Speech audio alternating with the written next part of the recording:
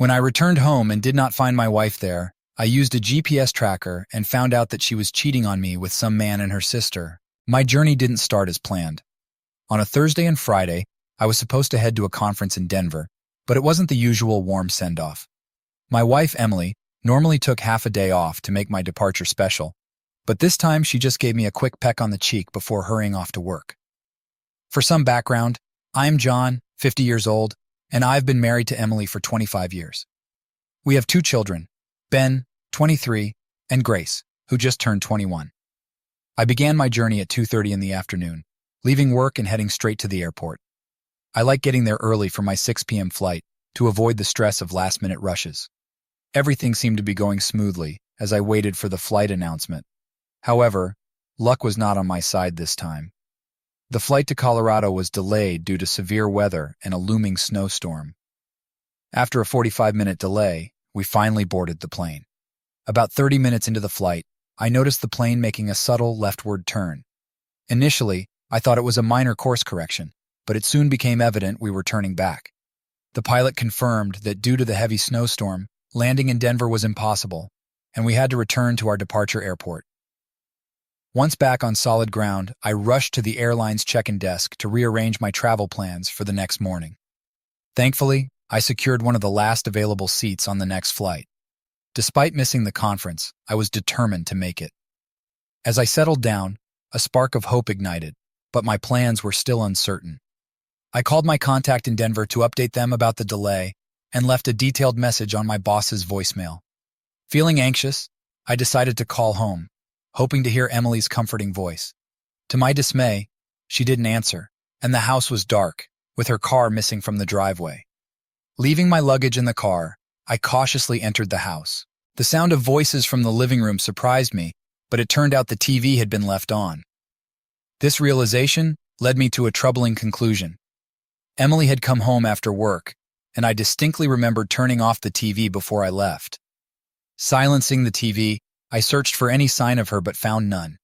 Anxiously, I dialed her mobile phone. When she finally answered, her voice was warm as she inquired about my whereabouts, a question that had become a routine part of our marriage, now tinged with a strange mix of concern and curiosity. She claimed she was at home watching TV shows.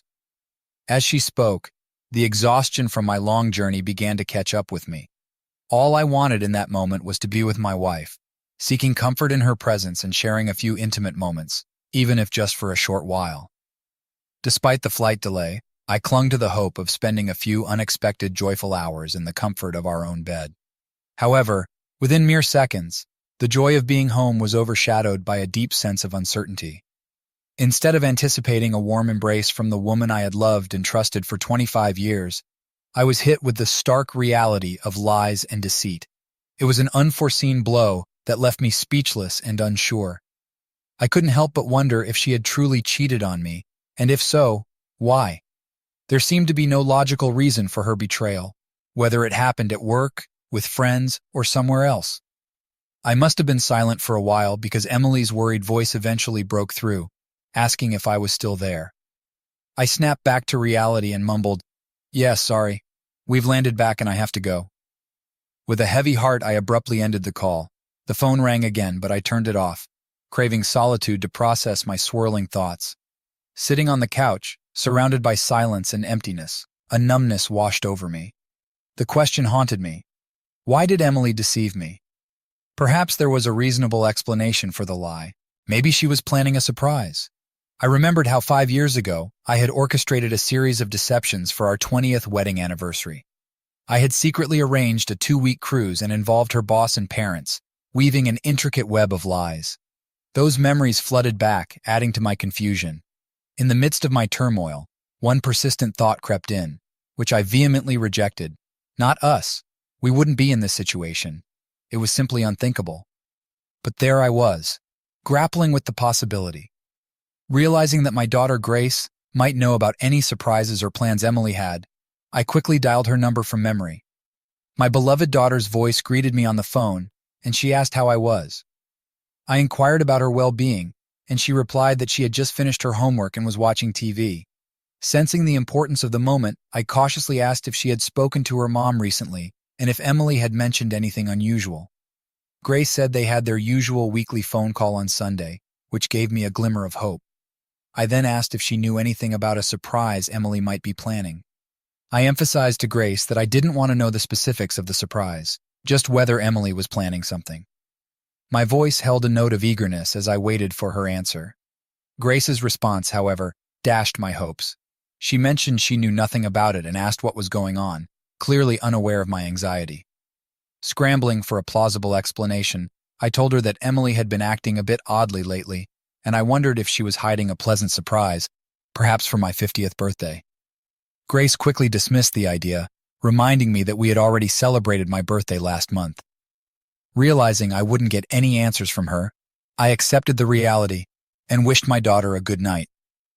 Her dejected reply made it clear that the surprise I hoped for wasn't going to materialize, but the question lingered. Why would Emily deceive me? Various explanations swirled in my mind. Maybe it was related to an upcoming promotion. That seemed plausible, though I couldn't fathom why she'd lie about it. Perhaps she was still striving to achieve that elusive promotion. Lately, she had been staying late at work numerous times due to her dedication. Yet, deep down, I knew Emily realized no promotion was worth the time we lost together. She knew I wanted her to cut back on her work hours so we could spend more time together, a request she understood well. Ironically, I recalled an important decision I made a few months before our 20th anniversary. I had turned down a promotion nearly 5 years ago.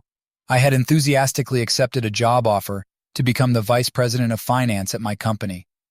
This role required frequent travel to the company's headquarters in New York for board meetings and visits to various factories across the country. Initially, I was thrilled about the job offer, but Emily quickly expressed her doubts, making me reconsider my decision. The cautionary tale of a colleague who went through a divorce just 2 years after accepting a similar position couldn't be ignored. While he gained financial success, it came at the cost of loneliness and suffering. Given our circumstances and the fact that our children still needed guidance and support through their remaining years of school, Emily understandably didn't want to shoulder this responsibility alone. Throughout the week, we had intense discussions about the potential consequences of accepting the promotion. Gradually, it became clear that I was on the verge of losing sight of what truly mattered in my life, my wife and children. Regaining clarity, I made the heartfelt decision to decline the promotion, recognizing that my commitment to my family took precedence over material success. The past few months had been challenging as Emily pushed hard for her promotion. It rekindled doubts about my own career growth. With our children now in college, it was just the two of us. While Emily believed her promotion was attainable with minimal impact on our lives, such as more business trips, I worried about the extensive overtime she would need to put in. Seeing her for only an hour or two a day during the week left me unfulfilled. Brief moments together didn't bring contentment, and the lack of quality time together weighed on my heart. Emily became increasingly absorbed in her work, spending Saturdays and even Sundays at the office. When she returned home, she was so exhausted that she had no energy for anything else. It had been a while, almost impossible to remember, since we last shared moments of intimacy. Specific details blurred into a depressing haze. Acknowledging that age played a role in our diminishing physical connection, it was hard to ignore the sad lack of intimacy we once shared. It's possible her deception during our phone call was an attempt to avoid discussing my concerns and hide behind her work commitments. However, it's only fair to admit that I too was often on business trips and had to work overtime occasionally. There was a straightforward way to uncover the truth. I decided to call Emily's direct line at the advertising agency to confirm things. To my surprise, her colleague Mark answered the phone. Alarmed, I quickly composed myself, expecting to hear Emily's voice. I greeted him using my nickname, and his response caught me off guard. He mentioned that I should be enjoying a vacation with Emily. Shocked and confused by his comment, it was clear something was wrong. That evening, I found myself tangled in a web of surprises. I asked Mark about the supposed vacation. Afterward, I quickly regained my composure, apologized to Mark for the interruption, and fabricated an excuse, claiming I had dialed his number by mistake. He reassured me without any concern, mentioning that Emily owed him lunch for covering her shift and the late working hours. He expressed his frustration, saying it was 9 in the evening and he was still at work. With that, He ended the conversation and hung up. Gradually, the truth dawned on me. Emily wasn't at work. She was, in fact, absent from her workplace. According to Mark, she had taken a vacation until the end of the week. Panic began to grip my mind as fear took hold. Where was Emily? What could she be doing? An unwelcome thought invaded my mind. No, it couldn't be true. I've always strived to see the best in people, maintaining a positive outlook and valuing the inherent kindness in everyone. But now, against my will, I started contemplating the worst-case scenario. Could this really be happening? Could Emily betray me like this? The thought of her being with her sister, Karen, crossed my mind involuntarily. Over time, we had distanced ourselves from Karen and her ex-husband, David. Once we were incredibly close, bound by strong friendships that felt unbreakable as our lives intertwined in a beautiful tapestry of shared experiences. We spent evenings together, supported each other, cared for our children, organized numerous family gatherings, and even went on vacation together.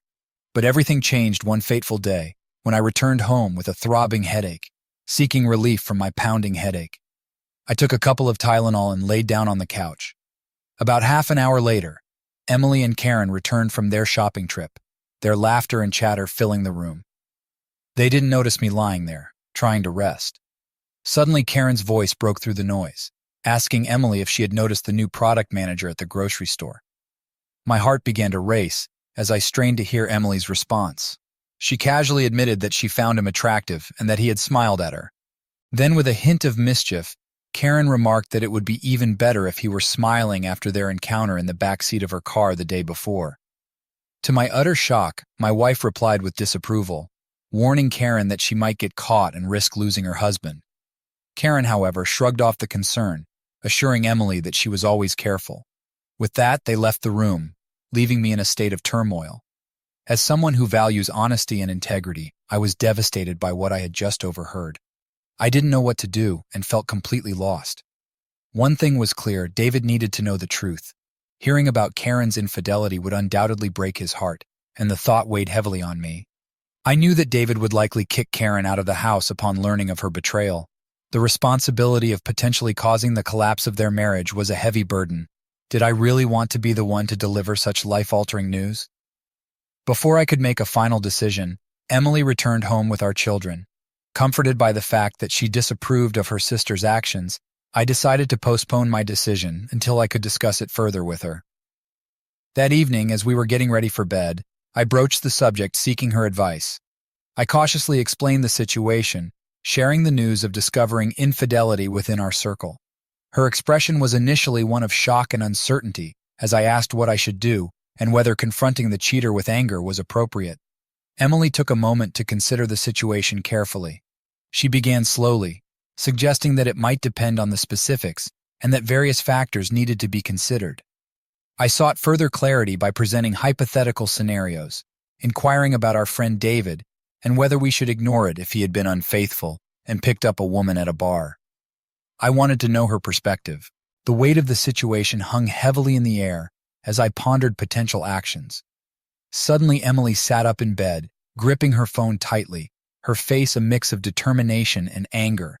She was ready to call Karen and confront her about the betrayal. Instinctively, I gently took the phone from her and told Emily that I would handle the situation myself. Emily looked at me with doubt and concern, asking what was going on. I responded with confidence, assuring her that I was certain of my decision and hoped that Karen would face the consequences of her actions. Emily, looking resolute, affirmed that we wouldn't let David stay with us if he decided to kick Karen out. She declared firmly that he could find his own place and that she wouldn't harbor a cheater in our home. With a sense of determination, I called David.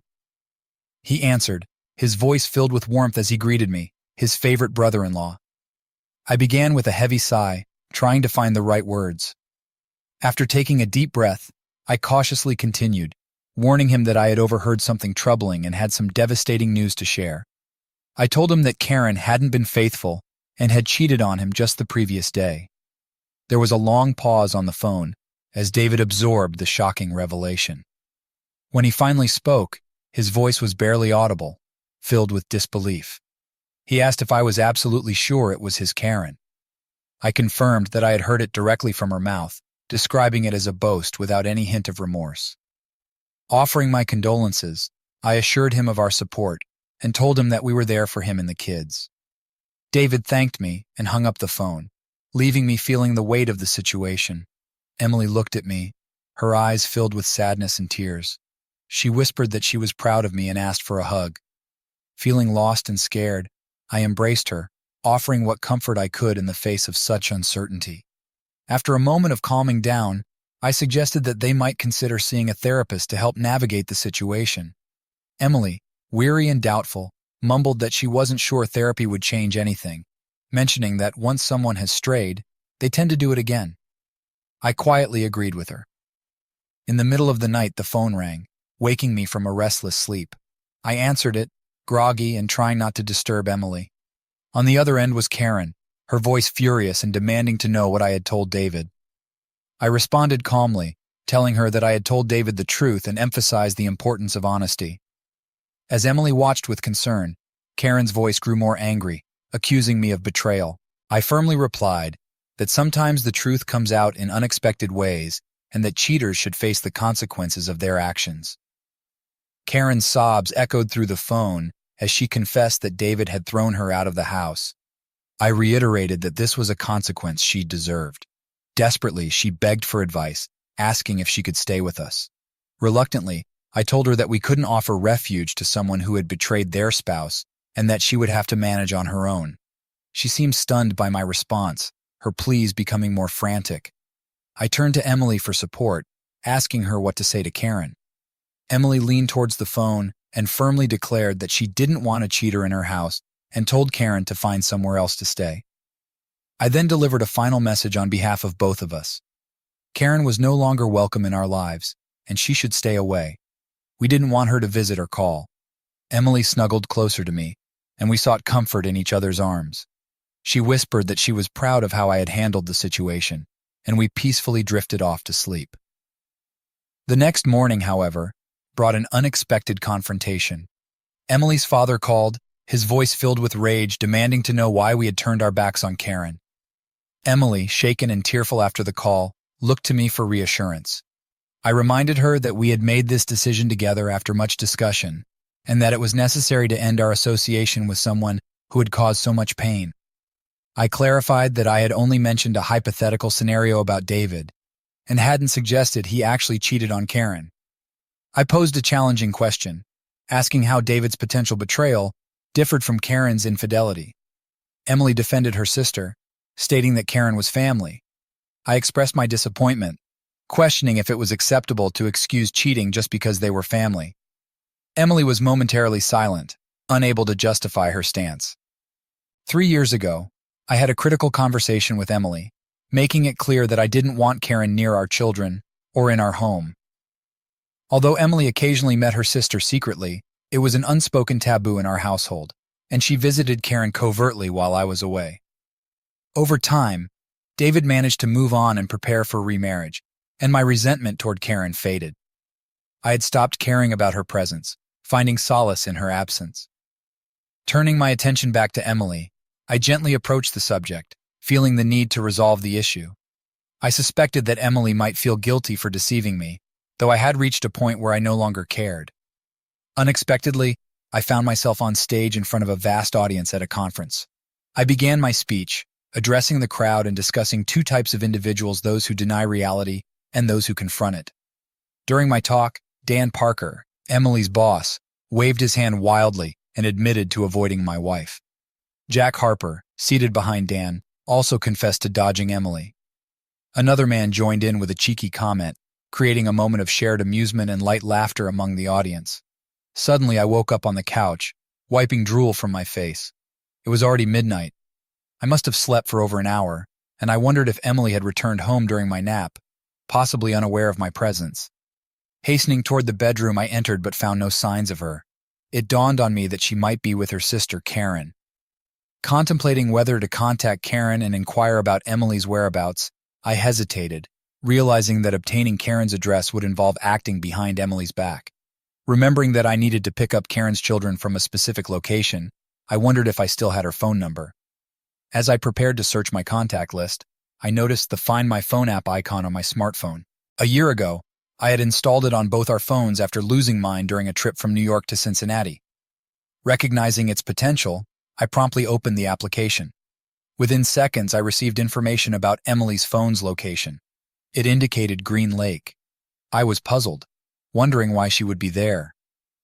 Karen was facing financial difficulties, making it unlikely for her to afford a cottage on Green Lake. The situation grew increasingly mysterious.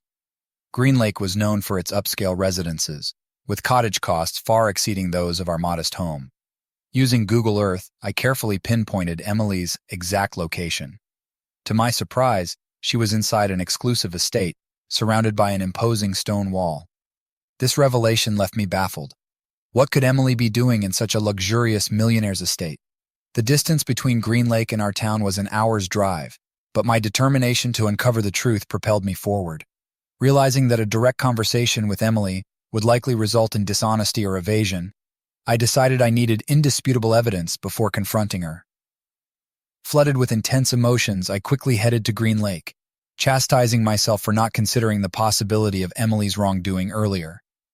Regret gnawed at me as I realized I should have checked her phone's GPS locator right from the start instead of making excuses for her actions. Uncertainty clouded my thoughts as I arrived at Green Lake, unsure of my intentions but harboring a faint hope for a straightforward explanation. Anxious, I made my way to the estate where Emily was located.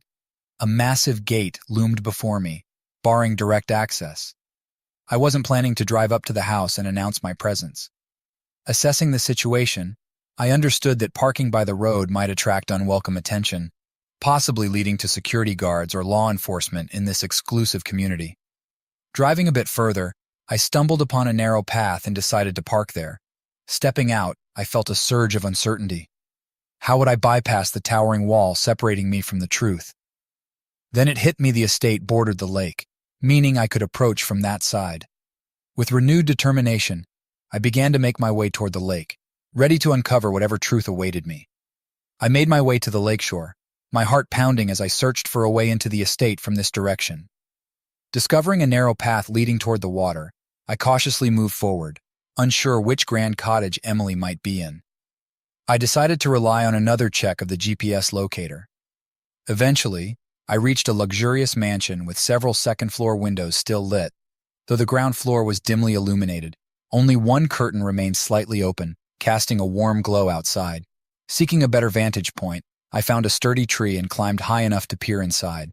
My gaze settled on a man in a white terry-cloth robe, older and unfamiliar to me, who quickly vanished from view.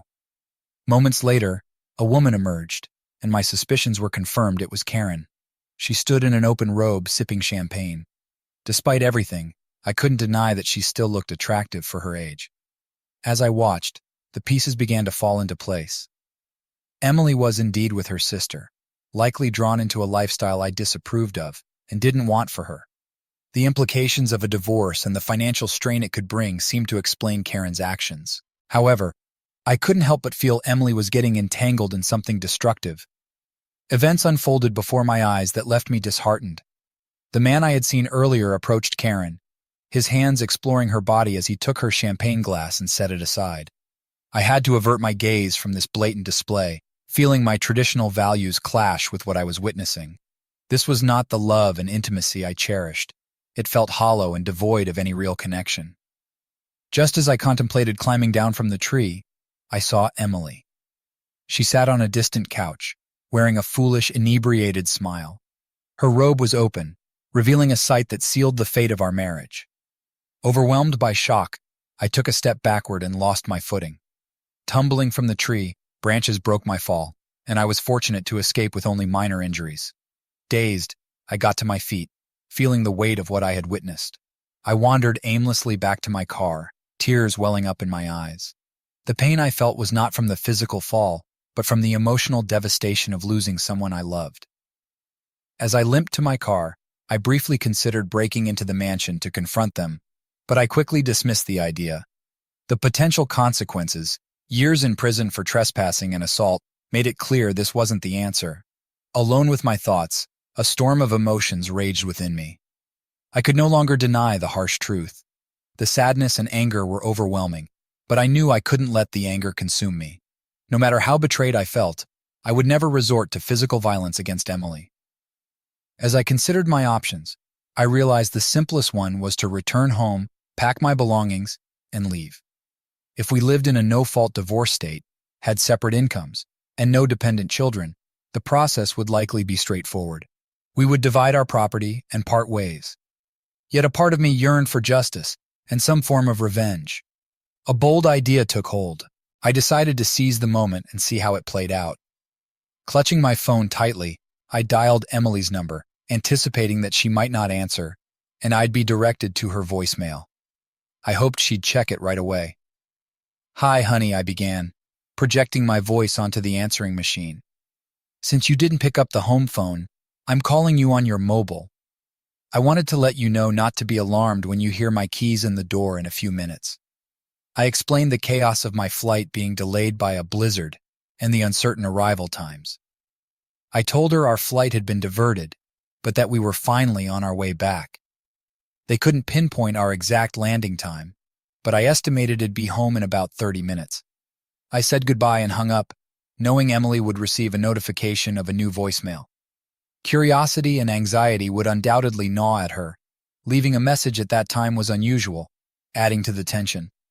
I pictured her reaching for the phone, eagerly checking her voicemail. I silently prayed that she was too intoxicated to notice the impossibility of using a mobile phone during the flight. Panic must have been setting in, as she realized she might be ensnared in her deceitful web. My phone rang, interrupting my thoughts. I quickly answered, realizing she might be trying to gauge my time of arrival. I began the conversation with a weary tone, apologizing for potentially waking her up. She replied, assuring me it was okay, and informed me she was on her way home, expecting to arrive in about an hour. I acknowledged her response, and she ended the call promptly. I soon saw her car exiting the estate gates and speeding down the highway. My heart skipped a beat as I watched her reckless driving, nearly swerving into a ditch. It became evident she was much more intoxicated than I initially thought. Although I felt anger and frustration, I also felt a deep sadness at what our relationship had become. Seeing Emily's reckless driving, I was struck by the realization that she was endangering not only herself, but also everyone else on the road. Despite my anger, the thought of her life being in jeopardy, especially as the mother of my children, was unbearable. Determined to ensure her safety, I decided to follow her, ready to intervene if necessary. Quickly, I called emergency services to report a drunk driver. I described her erratic behavior, near collisions and reckless swerving, providing details about her car, including its make, model, and the last 4 digits of the license plate. I emphasized the urgency of stopping the car before it caused harm. The operator assured me that a patrol car was on its way. Keeping a safe distance, I continued to follow Emily, navigating through traffic carefully. 2 exits later, I saw a patrol car approaching as Emily's car came into view. The patrol car accelerated, lights flashing, signaling her to pull over. I drove past them, feeling a mix of relief and deep sadness. 45 minutes later, I arrived home, the weight of the evening's events pressing heavily on me. The irony and tragedy of the night struck me hard. In a single evening, someone I had loved deeply had reduced her life to a series of unfortunate consequences. The thought that Emily's actions could have led to a fatal accident and unimaginable grief for our children was sobering. This realization made me pause and reflect, allowing my fears and emotions to surface. Life's fragility and preciousness had never felt more real. My love for Emily was no longer the guiding force in my decisions. It wasn't that I had stopped loving her, but I could no longer see a future for us together. I needed time to gather my thoughts, so I turned off the home phone and silenced my mobile. As I reflected on the evening, I realized that the simplest explanation for Emily's deception had been in front of me all along. Disappointed in myself for not seeing it sooner, I opened a bottle of wine and contemplated my next steps. For years, I had believed that my love for Emily would age like fine wine, growing richer and deeper over time. Confronted with the harsh reality of our strained relationship, I now faced the difficult question of what to do next. As I sipped the wine, I searched for clarity amidst the whirlwind of emotions. The love that had once been the foundation of our life together now felt like it had turned to vinegar, leaving me in agonizing pain. Her betrayal cut deeply, but it wasn't just the act itself that hurt. It was the realization that the love we had shared for 26 years, 25 of them as husband and wife, had withered away. Without her, I felt lost, like a soul adrift, devoid of purpose and identity. Could I continue without this love? The pain intensified, and I briefly considered finding solace in the depths beneath a bridge, a place where I could escape my suffering. Starting a new life felt like an insurmountable challenge, filled with uncertainty. How do you plan your future when the person who has been your everything is suddenly gone? I was at a loss, unsure where to begin. Making decisions without consulting Emily seemed impossible. Family had always been my focus. Every choice I made was carefully considered for the well-being and happiness of my wife and children. Our social life evolved around our family, and I rarely engaged with colleagues outside of obligatory work events. Over the past decade, I occasionally reminisced about the times we socialized with colleagues. Now, with the kids gone, it was just Emily and me, and now I found myself alone, engulfed in sadness. I had no one to love, no one to lean on. For the first time in my life, loneliness became my unwelcome companion. Why did she choose this path? Why resort to cheating when a straightforward divorce, though painful, would have been more considerate of the years and joyful moments we shared? When did she stop loving me? Did she merely endure our relationship until our children were grown and gone? When did her care and attention fade? As our children embarked on their own journeys, I saw it as an opportunity to invest more in Emily and our relationship. I didn't realize she saw it as the end of our shared path.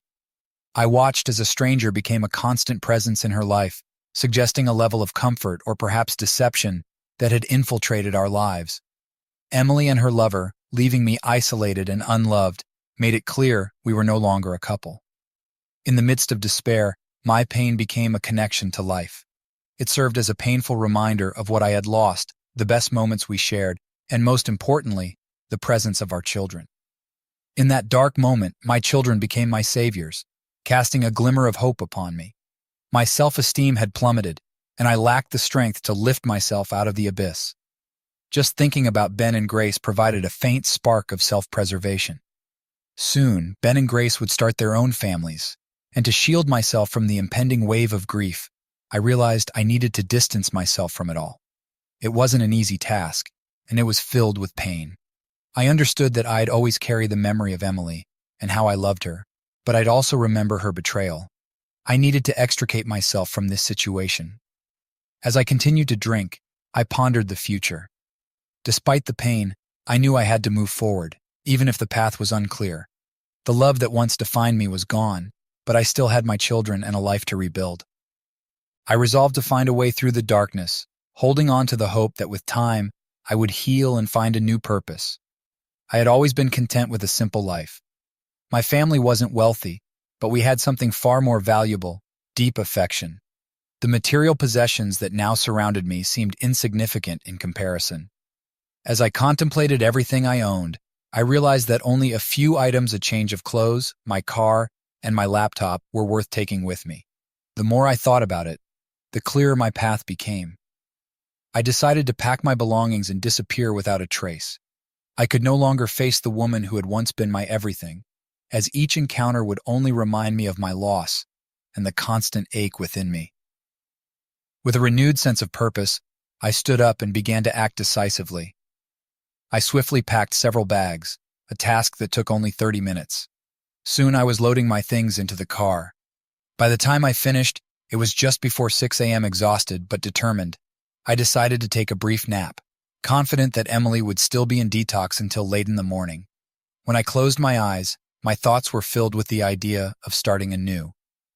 My phone's alarm woke me at 9 a.m. Without hesitation, I scheduled an urgent meeting with a lawyer. Following that, I took a long shower, hoping to wash away the remnants of my past. With a heavy heart, I removed my wedding ring and placed it solemnly on the table next to the phone. This final act marked the beginning of a new chapter in my life, one where I sought personal freedom and happiness.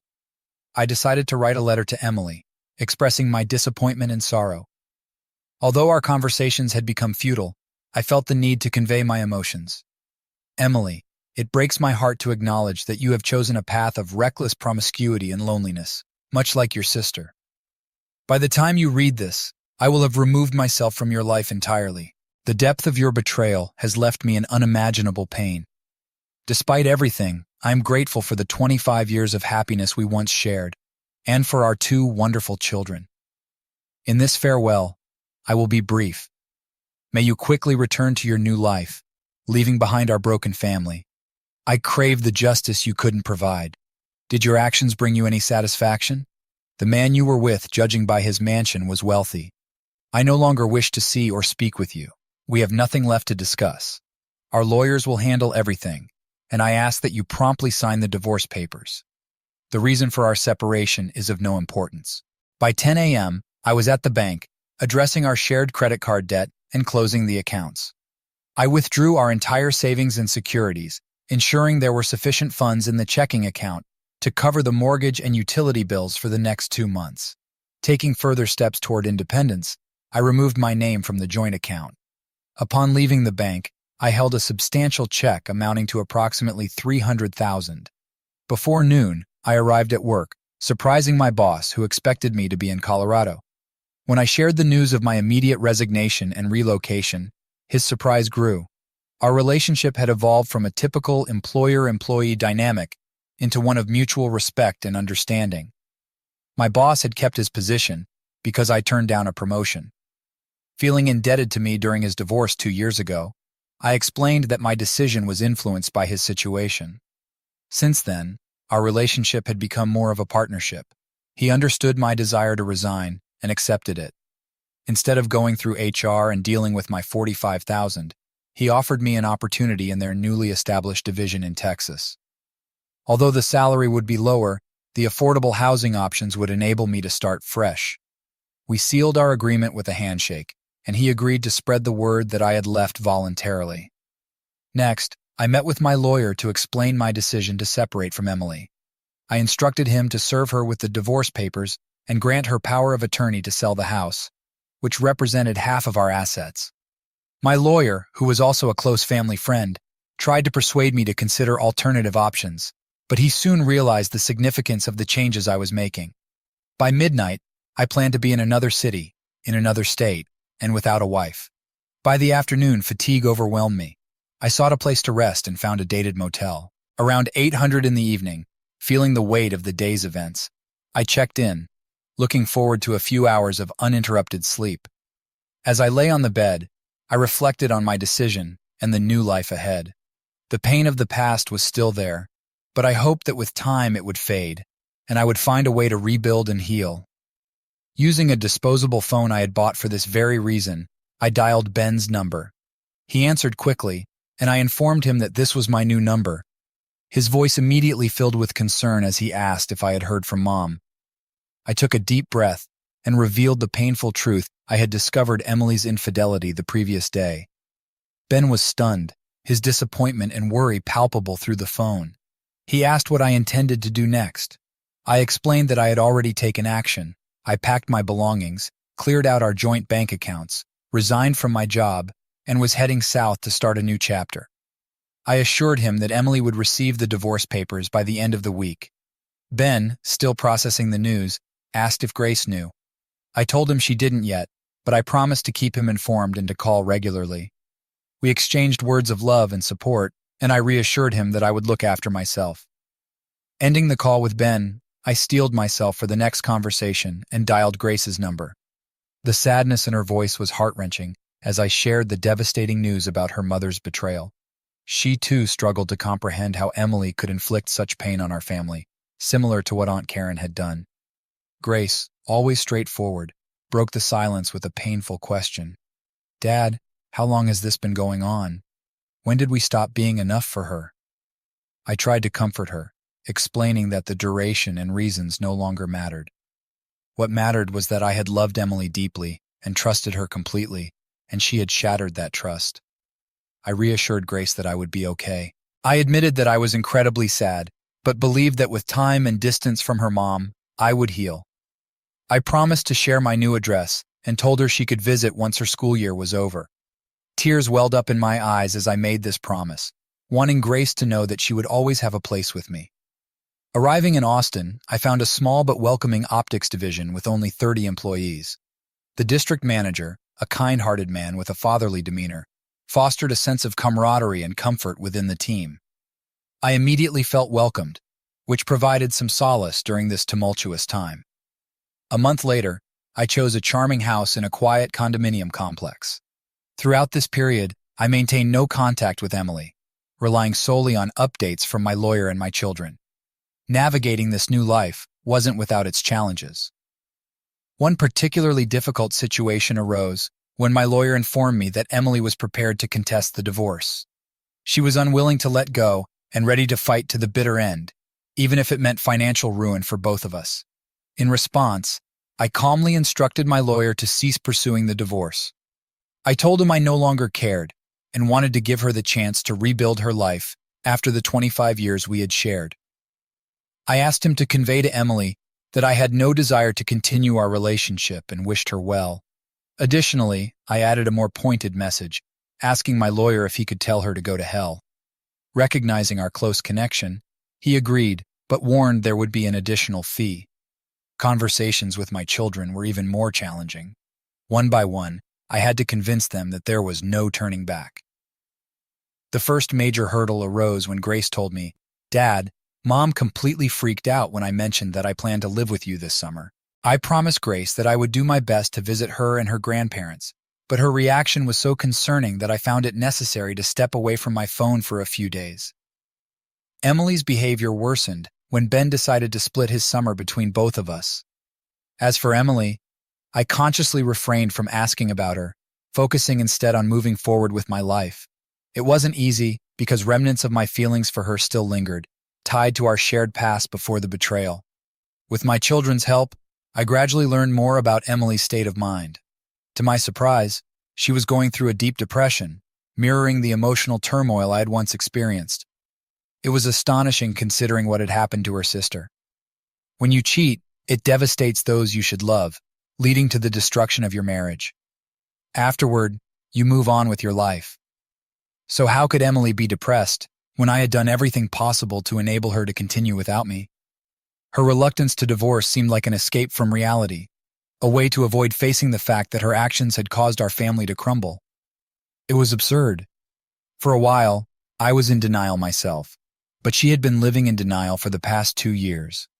Even though she knew our children were in regular contact with me, she used them to express remorse for her actions. Through them, she tried to convince me that she was willing to do anything to prove her love. Although I understood that our children hoped for reconciliation, I couldn't bring myself to talk to Emily. The geographic distance between us was also an issue, forcing them to choose between their mother and me. Emily was relentless in her pursuit of my whereabouts from our children. All she knew was that I lived in one of the southern states. It had been almost 3 years since I left her, and she finally managed to discover my location. One fateful day, as I was leaving work, I spotted her lurking near the office. I couldn't fathom how she had found out where I now resided, as I had tried to keep that information strictly confidential. Based on what my children shared, Emily was convinced that a face-to-face meeting would change my mind. Determined to correct her misconception, I quickly and discreetly slipped out through a side door. My heart racing, I called Laura to let her know about the situation and my plan. I positioned myself where Emily could see me, leading her to follow. As I navigated through the city, I stopped at a grocery store, making a show of mundane errands, and eventually returned home. As I pulled into the driveway, Laura, a beautiful 30-year-old Latina, opened the door with a 1-year-old baby in her arms. Emily, who had followed me, parked nearby and hurriedly approached the house, clearly confused by the sight. From my place in the kitchen, I watched Emily's astonishment as Laura greeted her with a warm smile and a distinct Spanish accent. "Can I help you?" she asked politely. Emily, visibly taken aback, stammered that she needed to speak with me. Laura called out to me and I took the baby in my arms as I approached the door. Well, I began, with a mix of surprise and irony in my voice. "What brings you here after almost 3 years?" Emily, her eyes filled with tears, whispered that she needed to apologize, confessing how deeply sorry she was for the pain she had caused. She admitted that her actions were her own foolishness and expressed her love for me, describing me as the best husband and father a woman could hope for. Though her words were sincere, I knew it was time to end this charade. "It's all right," I replied, feigning happiness. All of this is in the past. I've moved on and I forgive you. I glanced at the baby in my arms, her innocent joy radiating, and continued, I wish you a joyful life filled with love, much like mine. Emily's tears flowed freely as she mumbled something unintelligible. She hesitantly stepped forward, embraced me briefly, and then hurriedly left the house. I closed the door behind her, feeling a mix of relief and sadness. Laura, sensing my fragile state, gently took the baby from my arms and hugged me tightly. She kissed my forehead and then reached for the phone. I need to let Nathaniel know that I'll be heading back home with our daughter soon, she said with warmth and confidence. Thank you, Laura, I whispered, deeply appreciative of her support. Make sure to tell him I'll be waiting for you at the barbecue on Saturday. Absolutely, boss. I'll see you at the office tomorrow, she replied with enthusiasm. The following week, my lawyer received the signed divorce papers from Emily. As I moved forward, I realized that healing takes time and that I needed to find my own pace. I formed connections with several female friends, engaging in casual relationships without serious commitments. Gradually, I shed my nervousness and timidity around women, recognizing my personal growth. I began to think it might be time to let Laura introduce me to someone special, someone who could bring genuine happiness back into my life. However, after this unexpected encounter with Emily, doubts crept in, not about leaving her, as that decision remained firm, but about my previous assumption that we had nothing in common. I had always believed we had nothing to discuss, thinking she understood my stance on infidelity and how I would react. But listening to fragments of Emily's story during our brief conversation made me wonder if I had avoided a necessary confrontation. Despite my aversion, removing myself from her life had been the best course of action. It allowed me to find peace and recover away from the toxic environment that had engulfed us. I loved Emily so much that if I had encountered her at my most vulnerable moment, I might have succumbed to her remorse and accepted her apology, leading to more suffering and an inevitable divorce. Now, 3 years after her betrayal and our separation, her apology gave me a sense of closure. It released me from the lingering pain and offered a glimmer of hope for love once more. Over time, I might even consider revealing that I don't actually have a second daughter, though I'm not certain I'll ever decide to do so. I no longer owe her anything, and the choice to disclose or keep it to myself is mine alone. I finally unburdened myself of obligations to her, allowing me to move forward and embark on a new chapter in my life, but not for long. Yesterday, I stood by Emily's grave with my children and numerous relatives, including Karen. I wept bitterly like everyone else present, but I didn't see a single tear on Karen's face. Emily, in a state of complete despair and inebriation, had been involved in a fatal accident. Her life couldn't be saved. I contemplated for a long time why Karen had encouraged her sister into a reckless relationship and arrived at only one explanation: revenge. Revenge for Emily and me, revealing Karen's betrayal, which had led to the end of her marriage with David.